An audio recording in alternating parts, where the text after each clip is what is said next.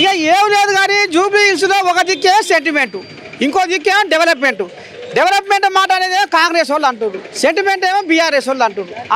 ఇక మరి ఇప్పుడు జనాలు గాలి ఇటు మలుతుందా అటు మలుతుందా అసలు ఏమనుకుంటారు ఏంది ఏం కథ. మరి టీపీసీసీ జనరల్ సెక్రటరీ బొజ్జ సంధ్యారెడ్డి కూడా మరి ఇలా ఇక్కడ కనపడ్డది, ఏమంటుంది ఆ తల్లి ఏంది ఏం కథ అనేది చూద్దాం. చెప్పమ్మా, మరి మీరు డెవలప్మెంట్ అంటారు, వాళ్ళేమో సెంటిమెంట్ అంటారు, ఆమె ఏడుస్తుందట, నన్ను ఎంత పని చేసిపోయి గోపయ్య, నన్ను మంది చేతిలో పెట్టిపోయి గోపయ్య అని ఏడుస్తుందట. మరి అట్లా ఏమన్నా ఓట్లు ఏమన్నా అటు రాలే కోపుందా?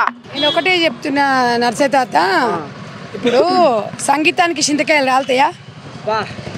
అంటే భర్త పోయిన బాధ ఉంది. నేను ఒక ఆడబిడ్డగా నేను కూడా బాధపడతా, సానుభూతి తెలియజేస్తా. కానీ ఇప్పుడు ఇక్కడున్న జూబ్లీ హిల్స్ ప్రజలకు సానుభూతి అవసరం లేదు. సానుభూతి అనేది ఒక ఆడపిల్లగా చూపిస్తారు. సానుభూతి చూపిస్తే ఇక్కడ మరి అభివృద్ధి ఎట్లా? మరి అభివృద్ధి అనేది నవీన్ యాదవ్తోనే సాధ్యమవుతుంది. గోపీనాథ్ గారు ఎమ్మెల్యే అని ఎన్నుకున్నారు, ఆయన చనిపోయిండు, ఆయన ఘటన ముగిసింది. భర్త చాటు భార్యగా ఆమె ఇంటి పనులు చక్కదిద్దుకొని ఆమె కుటుంబ పరంగా మంచిగానే ఉంది. రాజకీయాలు వేరు, కుటుంబ నేపథ్యం వేరు, సెంటిమెంట్ వేరు. ఇప్పుడు సెంటిమెంట్ కోసం మనం ఇక్కడున్న ప్రజలని మనం చేయడానికి అవకాశం అయితే ఉండదు. ఇక్కడ నవీన్ ఇప్పుడు సునీతమ్మ గారికి ఏం తెలుసు?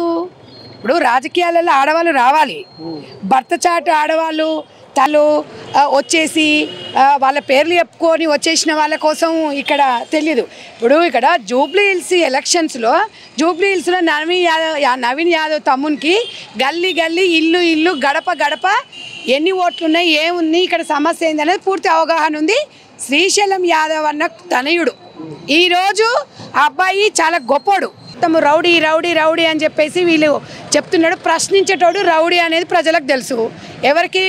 ఎవడన్నా అవినీతి చేసినోని ప్రశ్నిస్తే రౌడీ అంటుండు. ఇదే బీఆర్ఎస్ నాయకులు, ఇదే కేటీ రామారావు, ఇదే డ్రామారావు, హరీష్ రావు వచ్చి కుప్పగంతులు వేసి చెప్తున్నారు. మీకు ఒకసారి పోయి మీ మామని అడుగురా అయ్యా, మీ అయ్యని అడుగురా అయ్యా, మీ చెల్లెపల్లికి 5 లక్షలు సాయం చేసిన చేయలేదో పోయి అడుగురి. అప్పుడు రౌడీ కాలేదారా శ్రీశైలం యాదవ్ అన్న?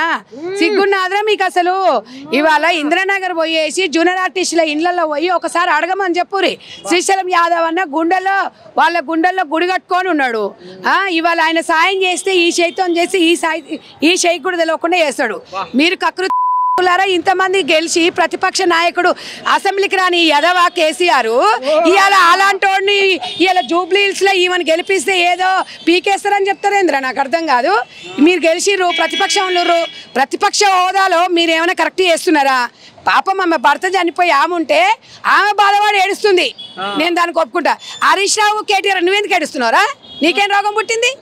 అంటే మొగడు చచ్చింది ఏడుస్తుంది అంటే ఏడుస్తే సెంటిమెంట్ అంటే ఏడుస్తే ఓట్లు వేస్తారు అనుకుంటున్నావా? ఆడబిడ్డని మేము గౌరవిస్తాం, ఆడపిల్లలు రాజకీయాలలో రావాలి కాదంటలేము. ఏం పీకిండ్రా 10 సంవత్సరాలు ఇక్కడ ఒక రేషన్ కార్డు ఇవ్వలేదంట. పదండి రైమత్ నగర్ పోయి అడుగుదాము, పదండి ఇక్కడ రాజీవ్ నగర్ పోయి అడుగుదాము. సమస్యల మీద మీకేం అవగాహన ఉంది? ఆ సునీతమ్మకే ఇప్పుడు రాత్రి 12 గంటలకు ఫోన్ చేస్తారు, నవీన్ తమ్ముడు 10 మంది పిల్లల్ని వేసుకొని పోతాడు. సుంతమ్మని తీసుకొని పోవాలన్నా రావాలన్నా ఓ డ్రైవర్ రావాలి, 10 మంది రావాలి. ఆమెకు నిన్నమన్నా మాట్లాడొద్దట, నువ్వు మాట్లాడకు మా ఇజ్జత్ తీస్తావు అంటారంట. మరి ఇదేనా ఆడవాళ్ళని మీరు ఇచ్చే గౌరవం? మీ చెల్లెనే మీరు బయటకు వెళ్ళగొట్టిరు, కొత్త దుకాణం పెట్టుకుంది. ఎవరా మిమ్మల్ని నమ్మెట్టాడు? ఎవడా నమ్మెట్టాడు? సొంత చెల్లెకే పంగనామాలు పెట్టినావు, సొంతమ్మకు న్యాయం చేస్తావు. కారు కావాలా, బుల్డోజర్ కావాలా, కారు కావాలా, బుల్డోజర్ కావాలని కడమ్మొకటేస్తారు ఎదవా ఆరిపోయిన ఆరిగుండు వెదవా అట్లనే చెప్తాడు. ఎందుకంటే వాడు చేసిన పాపమే కదా ఇది, వాడు చేసిన పాపమే. నాలాలను అమ్ముకుండు, కబ్జాలు చేసిండు, శ్మశానాలను కబ్జాలు చేసిండు.